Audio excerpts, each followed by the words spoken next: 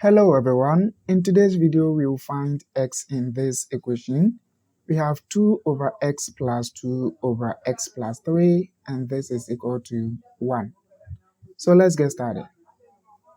We will write 2 over x as 2 over x times 1. It is the same thing, right?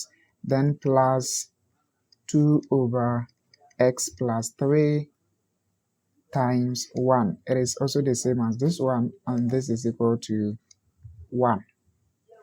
So we have 2 over x. 1 is the same as x plus 3 over x plus 3 plus 2 over x plus 3 times 1, but we will write this one as x over x, and this is equal to 1. Now we did this because we want to generate the same denominators, right? So that we'll find it easier to solve. Let's simplify the numerators. We have 2 times x, which is 2x, plus 2 times 3, which is 6, divided by x times x, which is x squared, plus x times 3, which is 3x, plus then here we have 2 times x, which is 2x divided by x squared plus 3x, and this is equal to 1. And now we see that the denominators are the same, so we can write one of them as the LCM. We have x squared plus 3x, then the numerators we're going to sum them. 2x plus 2x, that is going to be 4x, then plus 6, and this is equal to 1.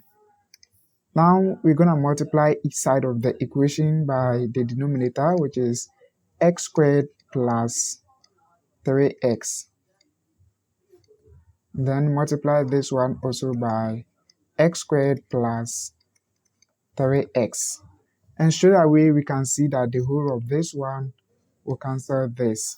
On the left hand side we are left with 4x plus 6. Then on the right hand side we have x squared plus 3x. Now you can see this x has a power of 2, meaning this equation is going to be quadratic equation. So to solve any quadratic equation, first of all we need to equate everything to 0.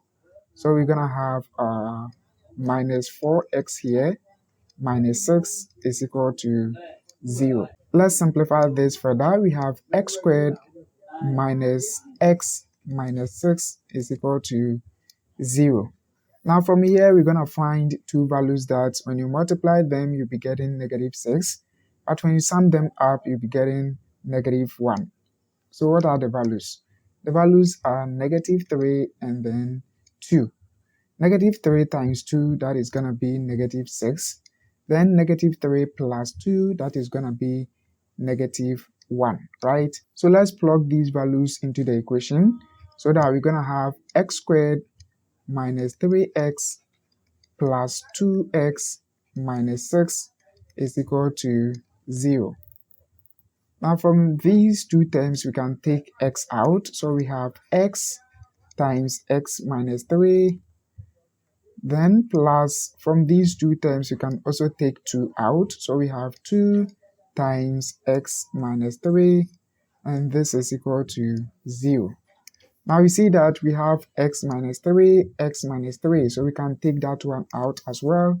So we have x minus 3, then this side we are left with x, then this side we are left with plus 2, and this is equal to 0.